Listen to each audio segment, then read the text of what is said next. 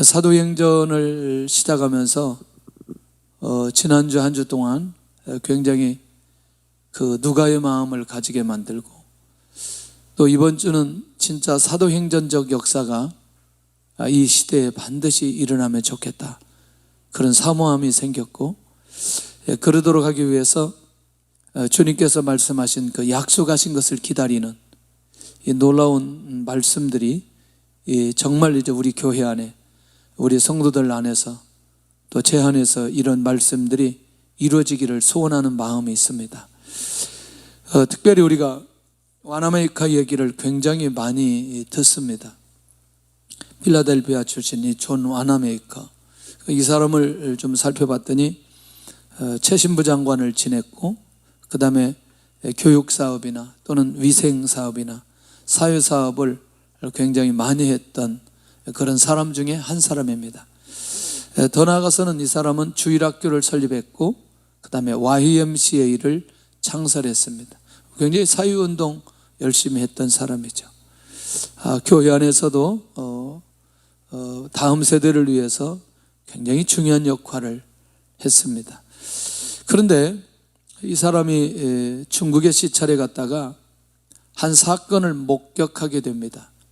그 목격한 사건은 다른 게 아니고, 밭을 가는데 소하고 사람이 같이 밭을 가는 거예요.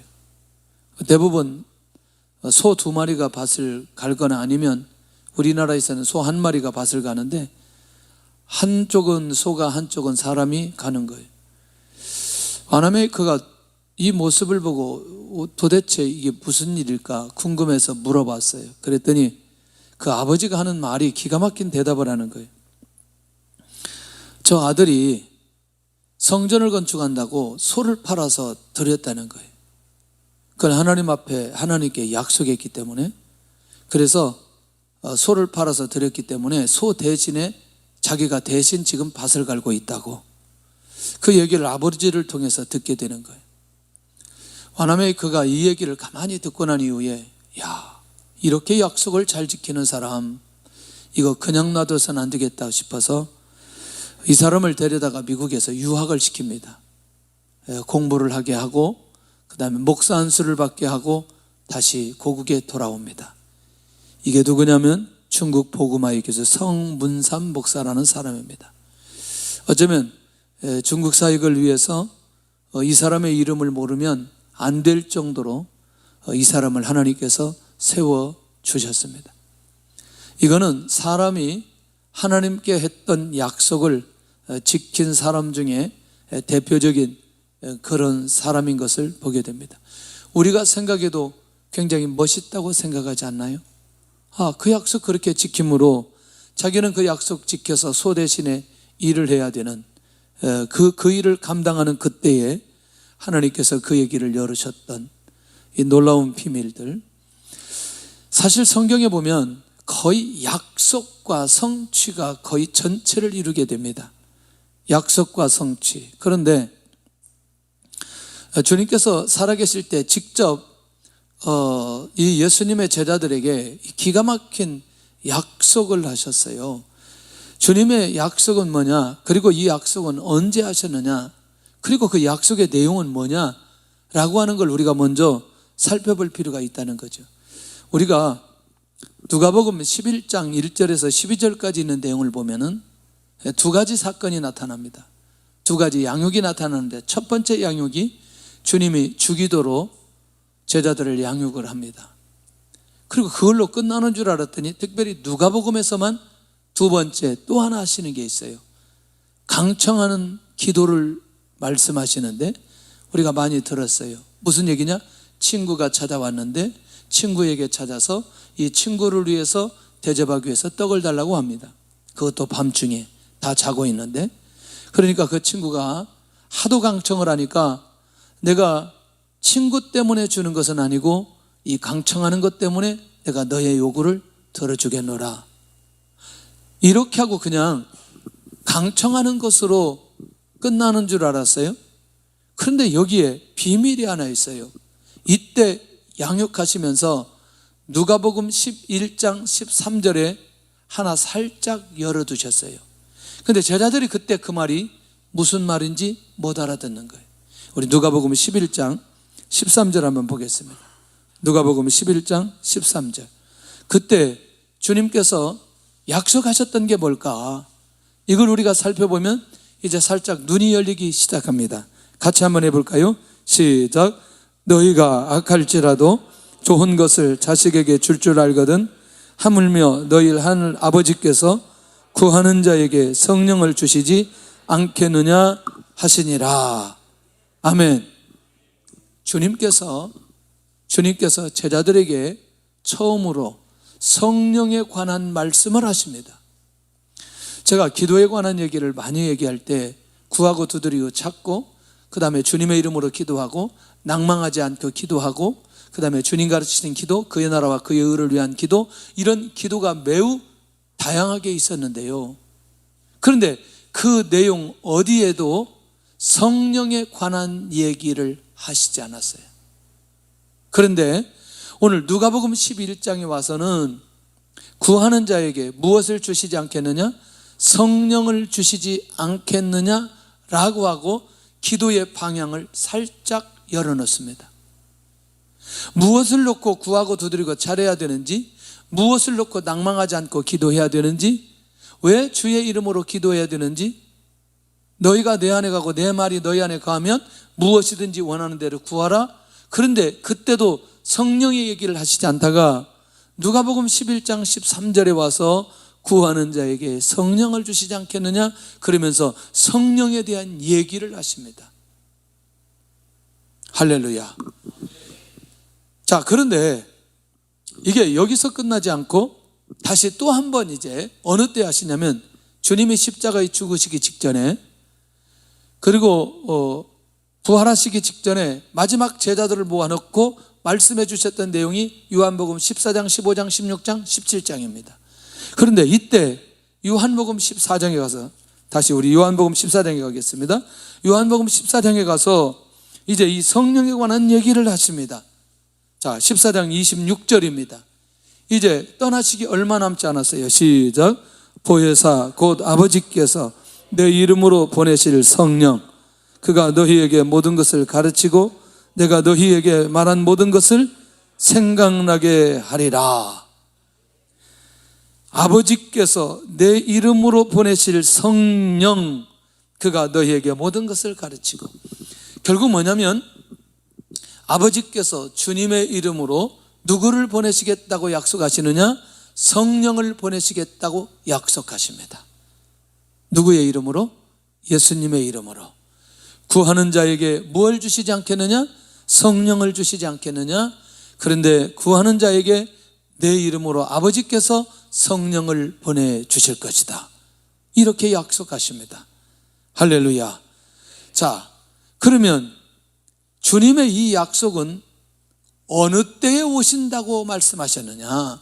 어느 때에, 이 성령이 어느 때에 오신다고 얘기하시느냐? 이게 16장 7절입니다. 요한복음 16장 7절에 이게 굉장히 이제 시점이 중요하다는 거죠. 시작. 그러나 내가 너희에게 실상을 말하노니 내가 떠나가는 것이 너희에게 유익이라.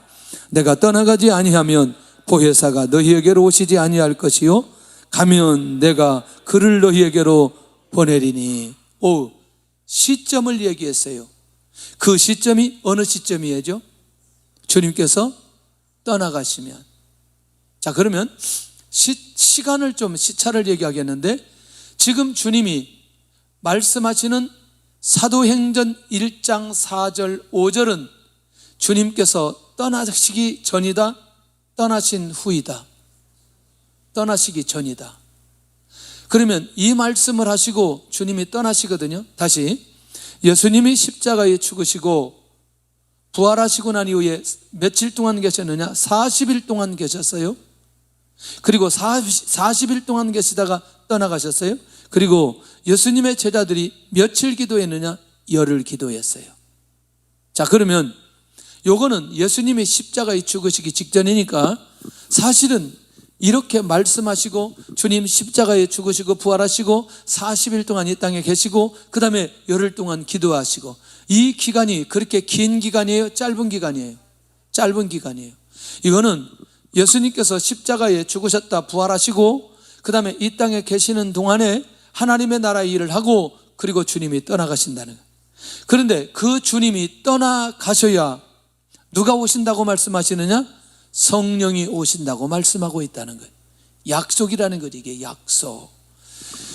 여러분들, 이미 예수님의 제자들은 이 성령에 관한 얘기들을 이전에 들었어요. 그러니까 사도행전 1장 4절 5절에 아버지의 약속하신 것을 주님의 말씀을 믿고 기다리기만 하면 결국 성령이 올 것이라고 하는 기대와 믿음이 그들 안에 있게 되어질 때에 결국 뭐 하기 시작하느냐? 기도할 수 있는 순종의 자리에 들어갈 수 있다는 것이죠. 그러면 왜 이 약속이 이루어져야 되느냐? 주님께서 제자들에게 증인의 사명을 주었는데 주님이 이 땅에 계시지 않아도 넉넉하게 그들이 사명 감당할 수 있는 것은 보혜사 성령이 오면 그들은 그 성령에 의해서 그들에게 주신 증인의 사명을 감당할 수 있기 때문에 이 성령이 반드시 예수님의 제자들에게 와야만 했다는 것입니다. 할렐루야. 자, 그렇다면 두 번째, 왜 기다려야 되느냐는 거예요. 무엇을 약속했느냐? 성령을 약속했고, 그러면 이 성령을 왜 기다려야 되느냐?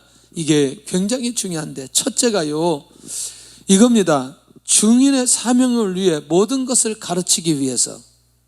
요한복음 14장 26절에 가서 보면 조금 더 자세하게 아까 보셨던 내용을 다시 한번 정리를 해보면 이런 거예요. 제가 보겠습니다. 보혜사 곧 아버지께서 내 이름으로 보내실 성령, 그가 너희에게 모든 것을 가르치고 그가 너희에게 모든 것을 가르치고 내가 너희에게 말한 모든 것을 생각나게 하리라. 자, 이제 이 말이 무슨 말이냐면 예수님의 제자들이 공생의 3년 동안 주님께서 하신 말씀들이 다 기억되나요? 다 받아들이나요? 기억하지 못하나요? 기억하지 못하죠. 다 깨닫나요? 깨닫지 못하나요? 깨닫지 못해요. 그리고 성령께서 직접 말씀하시는 내용들이 수도 없이 많아요. 다시 보혜사 성령이 와야 성령께서 말씀하시고 그 다음에 더 나아가서는 주님께서 말씀해 주셨던 그것들이 기억나게 만들면서 그들로 하여금 증인의 사명을 감당할 수 있도록 역사해 주시는 것을 보게 된다는 거예요. 자, 혹시 모든 것을 가르치기 위해서 말씀하시기 위해서라고 말할 때 꼭 신비적으로 성령이 나타나서 귀에 음성이 들려지거나 하나님의 말씀이 들려지는 부분도 있지만 때로는 사람을 통해서 또는 매스컴을 통해서 또는 어떤 환경을 통해서 하나님께서 성령을 통해서 우리에게 말씀해 주시는 내용들이 있다는 사실이죠. 할렐루야. 그러면 큰 커다란 그림을 하나 얘기한다면 사도행전의 사도들의 선교적인 발걸음이 가장 중요한 어떤 것을 통해서 사도의 발걸음을 인도하셨어요? 어렵네. 핍박 아니었어요? 핍박 아니었어요? 그런데 성령께서 핍박을 통해서 내가 너를 여기로 보낸다 이런 게 아니었어요. 빌립보서 베리아, 아덴, 아덴에서 에베소, 에베소에서 고린도, 고린도 에베소서 예루살렘, 이 내용들을 쭉 살펴보면 놀랍게도 이 환경이 사도 바울의 발걸음을 인도해 주셨어요. 지나고 나서 봤을 때 그 핍박을 동원해서 발걸음을 인도해 주신 것은 성령의 인도와 역사였어요. 이해되시죠? 그때는 그것이 무엇이는지 잘 몰랐는데 시간이 지나고 나서 보니까 그것이 성령께서 하나님의 사도들을 하나님의 사역을 위해서 끌고 가셨던 기가 막힌 내용이었고 예수님의 제자들이 그때부터 열리기 시작하는 거예요. 혹시 여러분들 사람을 통해서 하나님의 음성을 들어본 적이 있어요? 사람을 통해서? 저는요, 들어보았어요. 고등학교 때, 중학교 때, 제가 지난번에도 한번 얘기했어요. 그 동전 가지고 이거 뭐 하는 거 있죠? 이걸 뭐라고 해요? 짤짤이라고 얘기하죠. 저는 너무나 하고 싶었어요. 너무나 재밌어. 그냥 재밌는 게 아니라 미칠 정도로 재미있어요. 근데 한 번도 딴 적은 없어요. 그 내가 꼭 옆에서 앉아서 하려고 하면 우리 2달 형이, 삼촌 아들인데 2달 형이 꼭 하는 말이 있어요. 너 교회 다니는 애가 이거 하려고 그러냐 그래. 정말 여러분들 노름판에서 그 얘기를 왜 하느냐고요. 그러니까 이게 되겠어요? 절대로 못 따요. 그리고 이 친구는요, 선수예요. 선수. 무슨 선수냐? 딱 잡으면 몇 개인지 정확하게 알아요. 더더구나 털어보면 더 잘 알아. 또 몇 개다. 그리고 막 놓는 것도 너무나 빨라요. 어떻게 이렇게 3개씩 이렇게 놓는데 이게 무슨 기계도 아니고. 난 너무나 하고 싶은 거예요. 그 돈만 생기면 그거 해보려고 하면 얘가 꼭 너는 교회 다니는 애가 왜 이런 거 하냐. 그런 거죠. 자기는 타락해도 나는 타락하면 안 된다는 거예요. 근데요, 오래 들려요. 이 얘기가 오래 들려요. 아주 오래 들려요. 수십 년이 지났는데 그 얘기가 들려요. 난 정말 무섭다고 생각해요. 걔는 그때 신앙생활 안 했거든요. 여러분들, 우리가 성령의 음성을 듣는다는 건 우리 귀가 열려지면 너무나 다양한 원리를 통해서 하나님께서 우리에게 말씀하시고 있다는 사실을 놓치지 않아야 되는데, 오늘 생명의 복음을 증거하는 증인의 삶을 살아가는 이들이 이 성령을 통해서 하나님의 음성을 듣고 주님을 통해서 가르침을 받았던 그 말씀을 듣기 위해서는 반드시 이 약속을 기다려야 되는데, 바로 제자들이 증언하고 증인으로 살기 위해서, 이 말이 얼마나 중요하냐면, 여러분들 한번 보세요. 15장 26절 27절을 보는데 무슨 내용인지 한번 보세요. 시작. 내가 아버지로부터 너희에게 보낼 보혜사 곧 아버지로부터 나오시는 진리의 성령이 오실 때에 그가 나를 증언하실 것이요 너희도 처음부터 나와 함께 있었으므로 증언하느니라. 자, 이 말이 이런 말이에요. 약속대로 오시는 진리의 성령을 기다려야 하는 이유는 결국 뭐냐면, 모든 사람들을 어디로 인도하느냐? 진리 가운데 인도하는데, 진리 가운데 인도할 뿐만 아니라 너희도 처음부터 나와 함께 있었으므로 무엇 하느니라? 증언하느니라. 그래서 증언할 때 누구를 증언한다는 거예요? 예수님을 증언한다는 거예요. 자, 이제부터 그 증거를 제가 대도록 하겠습니다. 성령의 역사가 일어나고 난 이후에 첫 번째 사건입니다. 첫 번째 사건, 베드로가 입이 열렸는데, 베드로가 입이 열려서 딱 말하는 핵심이 사도행전 2장 21절입니다. 자, 가보겠습니다. 사도행전 2장 21절. 오늘 성경을 너무나 많이 찾는데 귀찮다고 하지 말고 같이 찾으시면 좋겠습니다. 2장 21절 시작. 누구든지 주의 이름을 부르는 자는 구원을 받으리라 하였느니라. 아멘. 그러니까 2장 14절부터 베드로가 갑자기 입이 열리기 시작합니다. 입이 열리기 시작하면서 결국에는 설교를 하는데, 설교의 핵심이 뭐냐면 누구든지 주의 이름을 부르는 자는 구원을 얻으리로다. 할렐루야. 조금 이따 한 번 더 하겠지만 3장 한번 6절 가보세요. 3장 6절. 거기도 핵심이 뭔지. 3장 6절 시작. 베드로가 이르되 은과 금은 내게 없거니와 내게 있는 이것을 내게 주노니 나사렛 예수 그리스도의 이름으로 일어나 걸으라 하고. 할렐루야. 자, 무슨 말인지 이게 연결이 되죠? 4장 12절 한번 가보세요. 4장 12절 시작. 다른 이로서는 구원을 받을 수 없나니 천하 사람 중에 구원을 받을 만한 다른 이름을 우리에게 주신 일이 없음이라 하였더라. 그러니까 진리의 성령이 오니까 많은 사람들을 진리 가운데 인도하고 그들의 입이 열리기 시작하는데 생명의 복음을 선포하기 시작하는 거죠. 할렐루야. 세 번째는 다시 요한복음 16장 8절로 가서, 왜냐하면 이 내용이 굉장히 중요하기 때문에 우리가 확인해 볼 필요가 있다는 거죠. 자, 16장 8절인데 7절이 뭐냐면 보혜사 성령을 보내시겠다는 약속이에요. 그 성령이 오셔야만이, 8절 시작, 그가 와서 죄에 대하여 의에 대하여 심판에 대하여 세상을 책망하시리라. 할렐루야. 여러분들, 놀라운 거 하나 있는 거 아세요? 성령의 역사가 우리 안에 일어나면 내 죄가 보여지기 시작해요. 그러면 내 죄가 보여지기 시작하면 어떤 일이 벌어지느냐? 회개의 자리로 갈 수 있는 힘이 생기게 되어져요. 자, 내가 회개하려면 주님을 믿지 않고서는, 주님에게 내 죄를 고백하지 않고서는 회개의 역사가 일어날 수 없는 거죠. 그런데 이 회개의 역사는 반드시 성령의 역사로만 가능하다는 사실을 기억해야 된다는 거죠.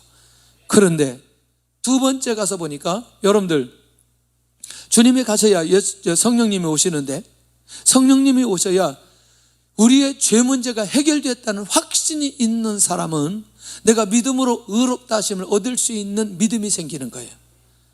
그러니까 이미 이 사람은 무엇이 해결됐다는 확신이 있느냐? 내 안에 있는 죄 문제가 해결됐다는 확신이 있는 거예요. 그러니까 성령에 충만한 사람은 항상 어떤 것에 묶이지 않고 믿음 안에서 자유함을 가지고 하나님의 인도를 받게 되어진다는 거죠. 할렐루야. 여러분들, 특별히 우리를 의롭게 하도록 역사해 주시는 분도 성령이기에 반드시 이 성령은 이 땅에 오셔야만 되고, 여러분들 어떠세요? 성령의 역사가 일어날 때에 여러분들 이 땅에서 일어나는 것들에 대해서 옳고 그름에 대해서 분명하게 판단한 거 아세요? 그리고 성령의 역사가 일어날 때 세상을 책망하고 심판의 대상인지 하나님의 축복의 대상인지 바꾸는 거 아세요? 그런데 성령의 역사에 민감하지 않으면 그 성령께서 책망하는 이유, 성령께서 오셔서 죄를 드러나게 하시는 이유, 이걸 잘 모르게 되어진다는 거죠. 그러니까 여러분들, 성령으로 충만한 사람은 지극히 작은 죄를 지어도 주님에게 책망받을 자리에 있지 않는다는 거죠. 속히 주님 앞에 나와 그 죄를 해결하고 믿음으로 의롭다 하심을 받는 그 자리에 언제든지 서 있게 되어지는 걸 보게 된다는 거예요. 그러니 내가 다른 건 몰라도 이 성령의 역사가 이 땅에 반드시 일어나야만 하는 주님의 그 약속의 말씀을 기다리고, 그리고 그 기다리는 과정 속에 그것이 우리의 삶 속에 성취되어야 된다는 사실인 거죠. 자, 아까 그 얘기했어요. 성령이 오셔야 우리를 어디로 인도하신다? 진리 가운데로 인도하신다. 그럼 여러분들, 진리를 알지니 진리가 너희를 자유케 하리라, 이 말씀을 보면 진리의 핵심은 누구냐면 예수 그리스도라는 거예요. 그러니까 성령의 역사가 일어나야, 아까 2장 31절, 3장 6절, 4장 12절, 16장 31절, 이런 내용들이 끊임없이 선포되어지면서 사도들은 많은 사람들을 누구 앞에 오게 만드느냐? 예수 그리스도 앞에 오게 만들어 놓는다는 거예요. 주의 은혜가 있기를 원합니다. 주의 은혜가 있기를 원합니다. 할렐루야. 그러니까 성령의 역사가 일어나면 일어날수록 사람의 시선을 예수님 앞에 오게 만들어요. 우리의 중심을 예수님 앞에 오게 만든다는 거죠. 예수님의 제자들이 그때까지 열리지 않았다가 사도행전 2장 1절에서 4절까지 이 눈이 확 열리는 순간부터 그들의 입이 열린 거 아세요? 아, 우리가 많은 사람들을 누구 앞으로 와야 되겠다, 예수님 앞으로 인도해내야 되겠다는 그런 결단을 하고 그들이 그 사명을 감당하는 거 아세요?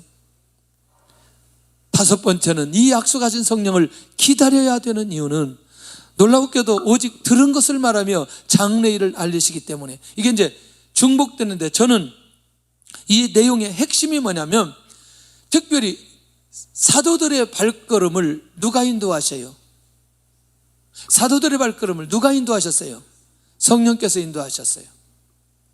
자, 직접 말씀으로도 인도하시고 환경으로도 인도하시고. 그런데 사도 바울의 발걸음을 끊임없이 인도하셔서 어디까지 가게 하셨어요? 사실은 사도행전 18장도 성령께서 나타나셔서 내가 어디에서 말한 것처럼, 고린도에서 말한 것처럼 어디에서도, 로마에서도 말하려 하리라.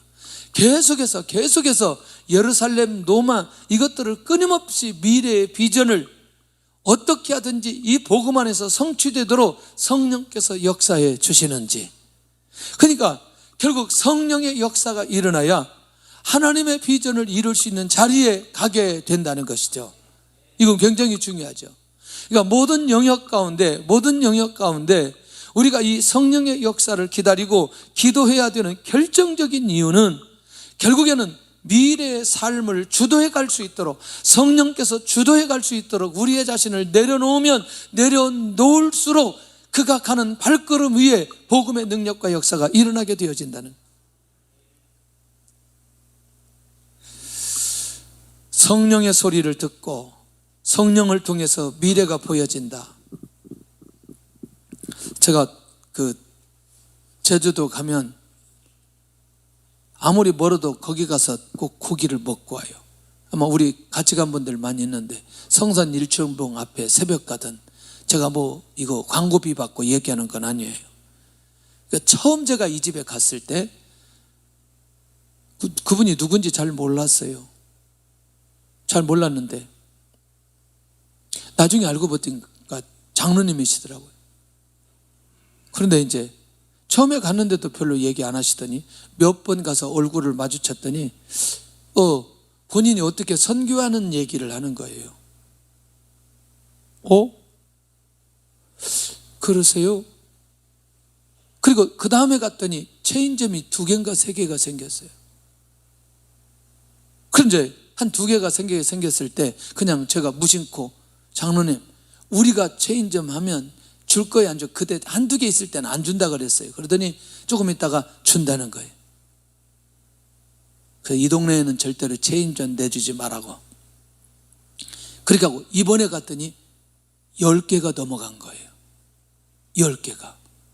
그래서 제가 가만히 이제 묵상하기 시작했어요. 이분이 선교라고 하는 비전을 가지고 하나님의 인도를 받아가는데 자기는 사실은 체인점 할 생각이 없었어요. 사람들이 찾아와서 고기가 맛있다고 해서 자기들이 하겠다고 해서 열어준 거예요. 무슨 얘기냐면 저 사람에게 당신 이 체인점을 해서 이 집 수입을 올려주기를 바랍니다 라고 들은 적이 없어요. 그 사람은 자기 목적을 이루기 위해서 체인점이 필요한 거예요. 그런데 오늘 이분의 입장에서는 저기서 체인점을 하면 수입은 여기에도 조금 오르게 되어지는 거예요. 그런데 그걸 가지고 이분은 뭐 하기 시작하느냐? 선교하기 시작하는 거예요. 하나님의 나라를 이루기 위해서 하나님의 인도를 받아가는 거예요.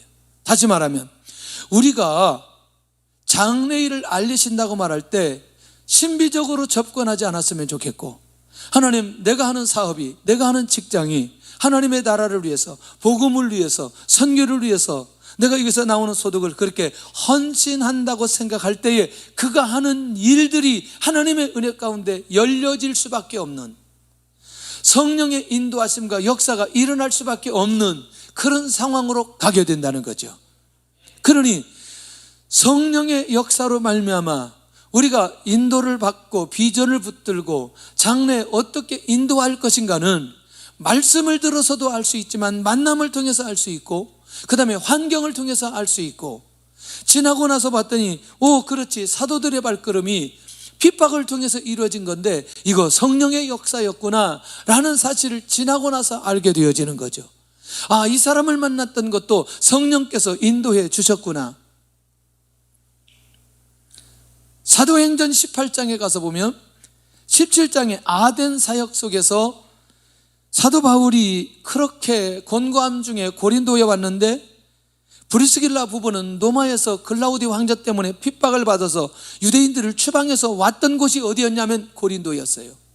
그런데 그 내용 어디도 성령께서 고린도로 가라, 거기도 고린도로 가라, 그 내용이 없어요. 그런데 고린도에서 사도 바울과 브리스길라 부부가 만나는 순간에 지나고 나서 보니까 성령께서 인도해 주셨어요. 우리는 장래 일을 알려주신다는 것을 상황과 환경과 만남을 통해서 지나고 나서 깨닫게 되어지는 거예요.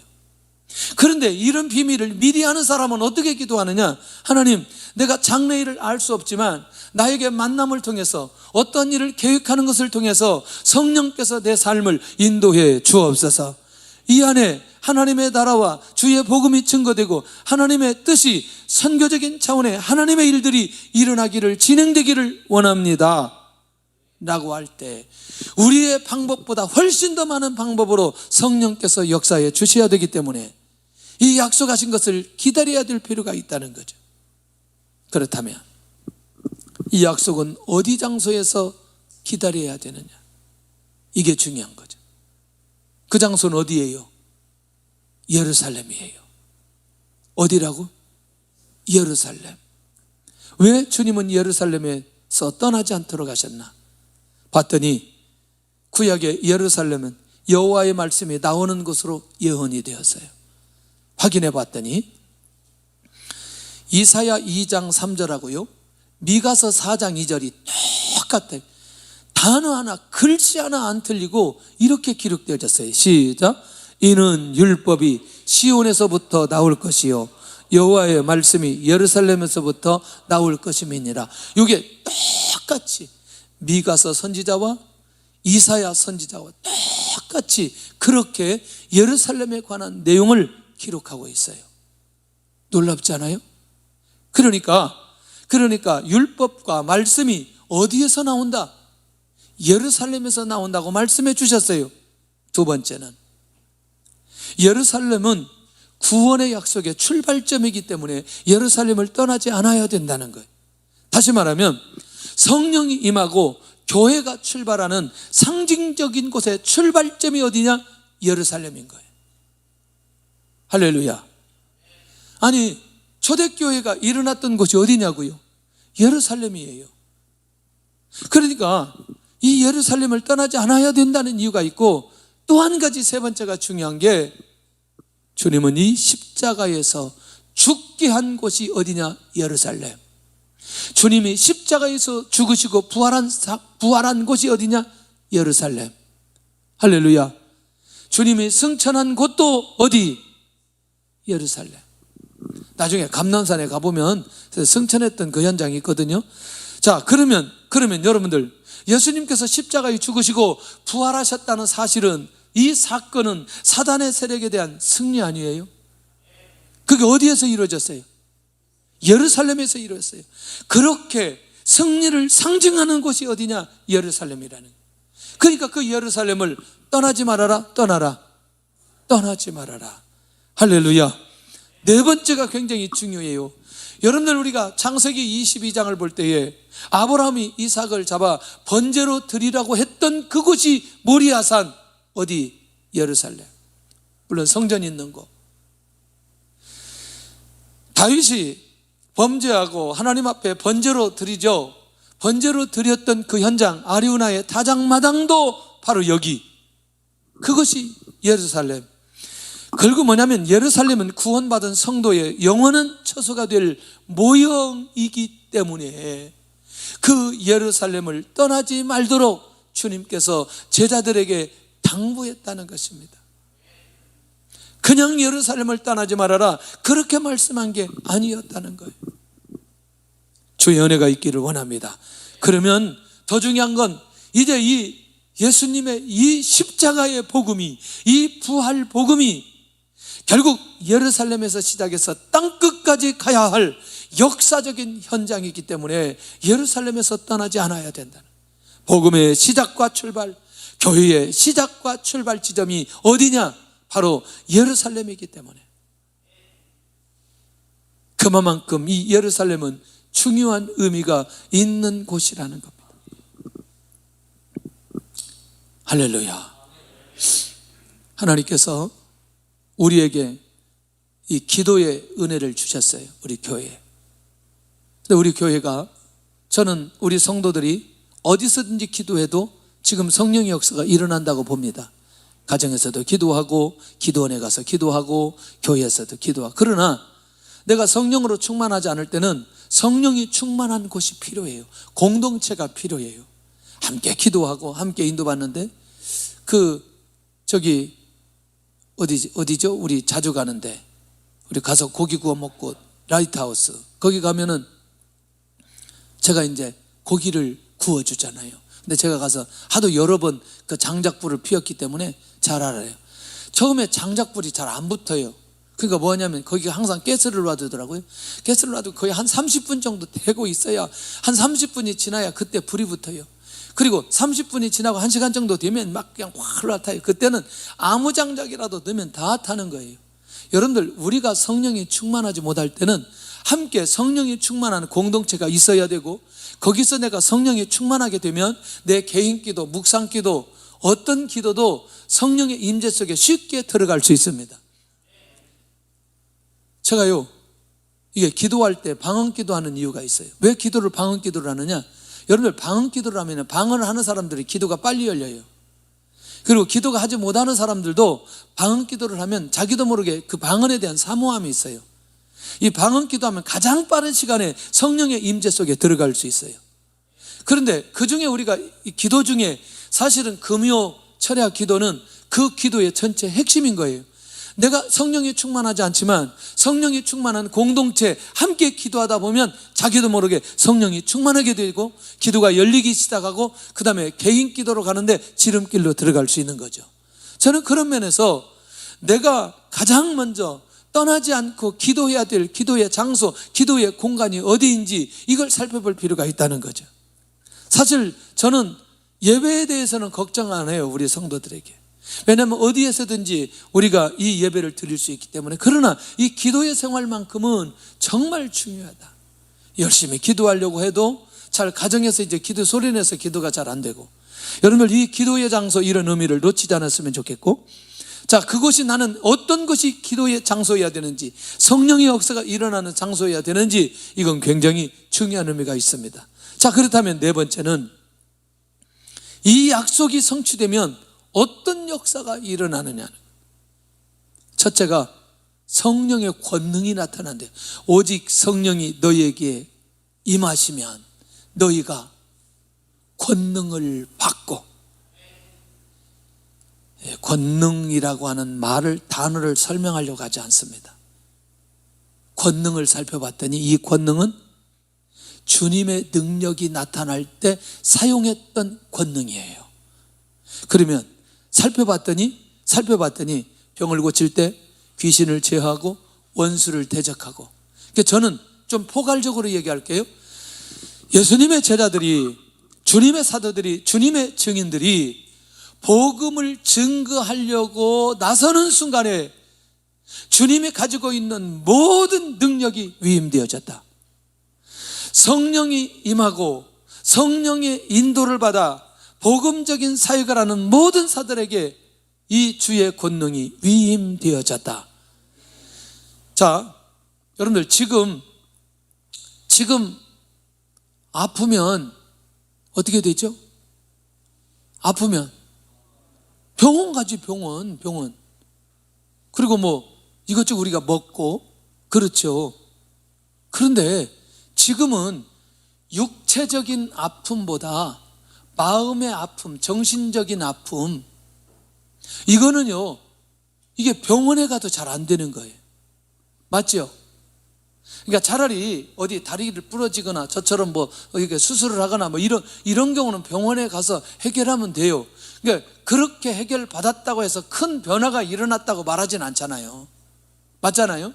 그런데 여러분들, 지금은요, 마음의 병이나 정신병이 해결되지 않기 때문에 이 병이 치유되어져 있을 때에 주의 능력이 나타났다고 말한다는 거예요.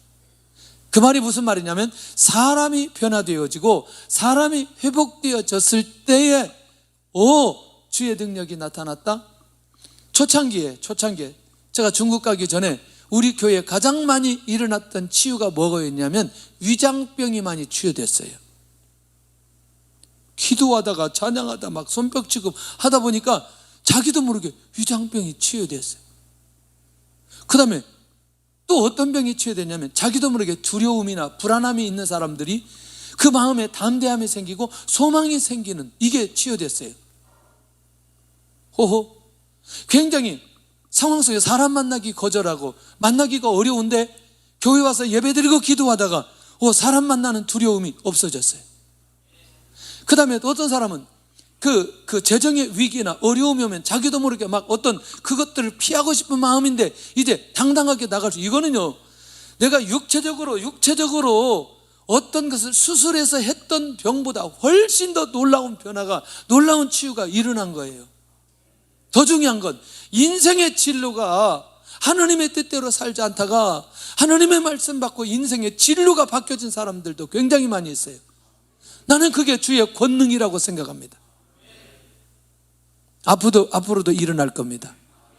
그런데 이 역사가 일어나도록 하기 위해서 주의 권능이 나타나도록 예수님의 제자들은 예루살렘을 떠나지 말고 이 약속을 기다려야만 했다는 거죠. 오늘 저와 여러분들도 이 권능이 날마다 더 충만하게 나타나도록 우리가 이 성령을 사모하고 또 기대하고 구해야 될 필요가 있다는 것이죠. 결국 뭐냐? 이 권능은 하나님의 나라 확장시키는데 너무너무 중요하기 때문에, 오늘 제자들에게 필요하기 때문에 이 권능이 그들에게 나타나야만 했다는 거죠. 아까 보았죠. 3장 6절에 내게 있는 것으로 내게 주노니 나사렛 예수 그리스도의 이름으로 일어나 걸으라 하고 잡아 일으키니 발과 발목에 힘을 얻고 곧 일어서니라. 이거는요, 비밀이 있다니까요. 무슨 비밀이냐? 여러분들, 왜 이 안진뱅이가 일어나야 되냐면, 아까 모든 복음의 시작과 출발, 교회의 시작과 출발이 어디에서부터?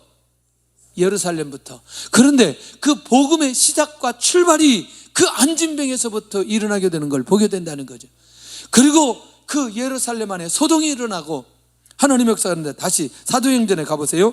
사도행전 4장 4절에 가서 보니까 어떤 열매가 맺혀지기 시작하는지 확인하면 된다는 거죠. 시작. 말씀 들은 사람 중에 믿는 자가 많으니 남자의 수가 약 5천이나 되었더라. 무슨 사건 때문에 이게 지금? 안진뱅이가 일어난 사건 때문에 예루살렘에 소동이 일어나고 하나님의 나라가 확장되어진 비밀이라는 거죠. 다시 정리한다면 이 복음은, 영혼 구원은 절대로 자신의 힘으로 될 수 없기 때문에 성령이 충만해야만이, 성령의 능력으로 복음을 전해야 되기 때문에, 이거는 영적인 비밀이기 때문에, 영생과 생명에 관한 것이기 때문에 오직 무엇으로만 가능하다? 성령으로만 가능하다는 거예요. 그래서 이 약속이 성취되어야 결국 예수님의 제자들의 사역 가운데 이런 역사가 일어나게 되어진다는 겁니다. 정인으로서의 사명을 위해서는 반드시 받아야 할 성령. 그래서 그들은 예루살렘을 떠나지 않아야 된다는 거예요. 오늘 이 성령을 사모하시기를 바랍니다. 아버지의 약속하신 것을 우리도 기다릴 수 있기를 원합니다. 그렇다면 마지막으로 정리해야 될 게, 이 약속을 받기 위해서는 무엇을 해야 되느냐? 첫째가 예루살렘을 떠나지 않아야 된다. 그 말을 우리말로 표현할게요. 기도의 자리를 떠나지 않아야 된다. 아멘. 두 번째, 한 곳에 모여 집중 기도를 해야 된다는 거예요. 사실은 사도행전 1장 14절에 가서 보면 그들이 어떻게 모여서 어떻게 기도하는지, 거기는 이렇게 합니다. 여자들과 예수의 어머니와 마리아와 예수의 아우들과 더불어 마음을 같이하여 오로지 기도에 힘쓰더라. 한 곳에 모여 집중 기도하는 것을 보게 됩니다. 그런데 집중 기도하는데 기도의 제목은 몇 가지다? 한 가지다. 그 한 가지는 무엇이다? 성령을 위해서. 성령을 위해서. 이제 우리 한 주 동안 이 성령을 위해서 집중적으로 기도했으면 좋겠어요. 폭발이 일어나게 될 것입니다. 능력이 나타나기 시작할 겁니다. 그동안 막혔던 응답들이 다 이루어지게 될 것입니다. 한 가지만 놓고 집중 기도하는, 성령이 임할 때까지 기도하는 거죠. 그러니까 중간에 그만두는 게 아니고, 그래서 며칠 동안 기도했다고요? 열흘 동안 기도했어요. 열흘 동안. 그러니까 열흘 만에 성령의 역사가 일어난 거예요. 열흘 만에. 와, 놀랍잖아요. 마지막은 제자들의 공동체가 하나 될 때에, 우리의 공동체가 하나 되어 성령이 임할 때까지 사모하게 되면 이 약속을 받게 된다는 사실입니다. 저는 그런 면에서 예루살렘을 떠나지 말고 내게 들은 바 아버지의 약속하신 것을 기다리라. 이 말씀이 한 주 동안 우리의 삶의 방향이 되는, 결정되는 말씀이 되었으면 좋겠습니다. 결론으로, 나는 주님께 어떤 약속을 받았는가? 나는 이 약속을 붙들고 집중하여 기도하는가? 내가 떠나지 않아야 할 예루살렘은 어디인가? 나는 오늘 어떤 결단을 하는가? 오늘 이 약속의 말씀이 나에게 주어진 말씀인 줄로 믿고 오늘 나도 결단하게 하여 주옵소서. 기도의 자리로 결단하게 하여 주옵소서. 오늘 찬양하면서 하나님 앞에 염을 드는 시간 갖겠습니다.